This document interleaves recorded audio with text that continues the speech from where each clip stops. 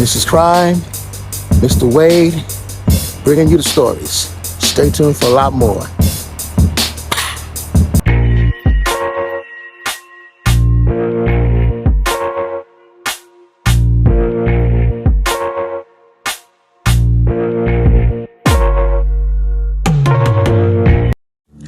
Welcome to another unfortunate story.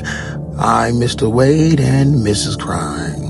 If you haven't already, go ahead and subscribe. If you haven't already, go ahead and click that like button. Today's unfortunate story is about a Mr. Raymond Fernandez and Martha Beck. Mr. Raymond Fernandez and Martha Beck, they were an American serial killer couple.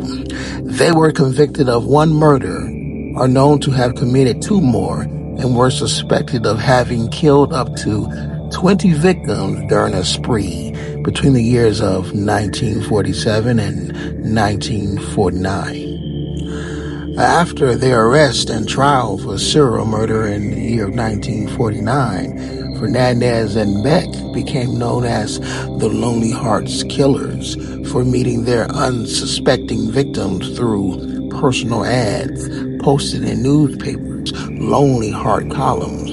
A number of films and television shows are based on this case. Mr. Raymond Martinez Fernandez was born in the territory of Hawaii to Spanish parents on December 17th, the year of 1914. Shortly thereafter, the family moved to Bridgeport, Connecticut. As a teenager, Fernandez went to work on his uncle's farm in Spain and married a young local woman named Encarnacion Robles and had 4 children, all of whom he abandoned later in life. After serving in the Spanish Merchant Navy and with the British Intelligence Services during the World War II, Fernandez decided to seek a job. Shortly after boarding a ship bound for the U.S., a steel hatch fell on him, fracturing his skull and injuring his frontal lobe. The damage caused by this injury may well have affected his social and sexual behavior.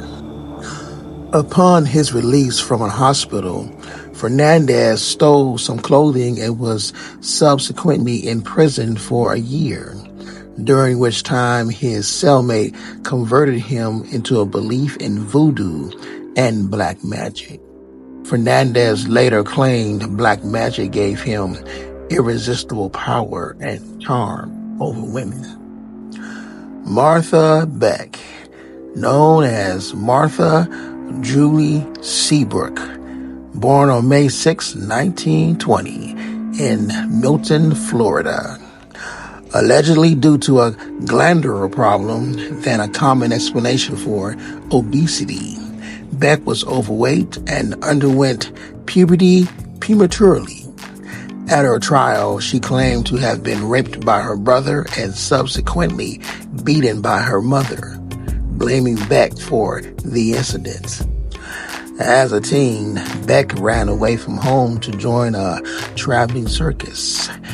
Writer Thurman Capote later claimed to have briefly toured Beck with he was 10 years old. This relationship is confirmed by Harper Lee, a childhood friend of Capote, in the 2020 book Furious Hours. After finishing school, Beck studied nursing but had trouble finding a job due to her weight. She initially became an undertaker's assistant and prepared female bodies for burial. She soon quit that job and moved to California, where she worked in a United States Army hospital as a nurse. While living in California, she eventually became pregnant, but the father of the baby refused to marry her. Single and pregnant at a time when a social stigma existed concerning of out-of-wedlock childbirth, Beck returned to Florida. Miss Beck claimed that her child's father had been killed in the Pacific Campaign. The town mourned his loss and the story was published in local newspapers.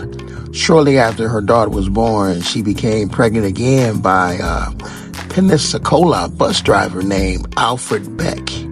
They married quickly and divorced 6 months thereafter. She gave birth to a son. Unemployed and the single mother of 2 children, Beck escaped into a fantasy world, buying romance magazines and novels and watching romantic movies. In the year of 1946, she found employment at the Pensacola Hospital for Children. She placed a Lonely Hearts ad in the 1947 ad in the paper, which Raymond Fernandez answered. Mr. Fernandez visited Beck and stayed for a short time. She told everyone they were to be married. He returned to New York City while she made preparations in Florida. When she was abruptly fired from her job, Beck packed her belongings and arrived on Fernandez's doorstep in New York City. Fernandez enjoyed the way she catered to his every whim, and when he learned she had her children for him, he thought it was a sign of unconditional love. He confessed his criminal enterprises to Beck, who quickly sent her 2 children to the Salvation Army in order to devote herself to Fernandez without any distractions. Miss Beck posed as Fernandez's sister, giving him an air of respectability, their victims feeling more secure knowing there was another woman in the house, often agreed to stay with the pair. Beck also convinced some victims that she lived alone and that her brother was only a guest. She was extremely jealous and went to great lengths to make sure Fernandez and his intended never consummated their relationship. When he did have sex with a woman, Beck subjected both to her violent temper. In the year of 1949, the pair committed 3 murders for which they later were convicted.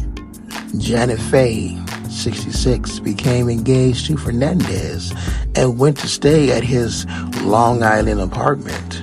When Beck caught her in bed with Fernandez, she brutally struck Faye's head with a hammer in a murderous rage.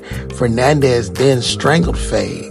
Her family became suspicious when she disappeared, and Fernandez and Beck fled. Miss Beck and Fernandez traveled to Byron Center Road in Wyoming Township, Michigan, a suburb of Grand Rapids, where they met and stayed with Delphine Downey, a 28-year-old widower with a 2-year-old daughter. On February 28th, Downey became agitated and Fernandez gave her sleeping pills to calm her. The daughter witnessed Downey's resulting stupor and began to cry. With enraged, Beck panicked and Beck strangled the child but didn't kill her.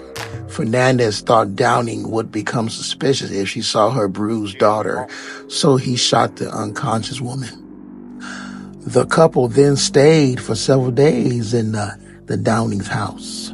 Again, enraged by the daughter's crying, Beck drowned her in a basin of water.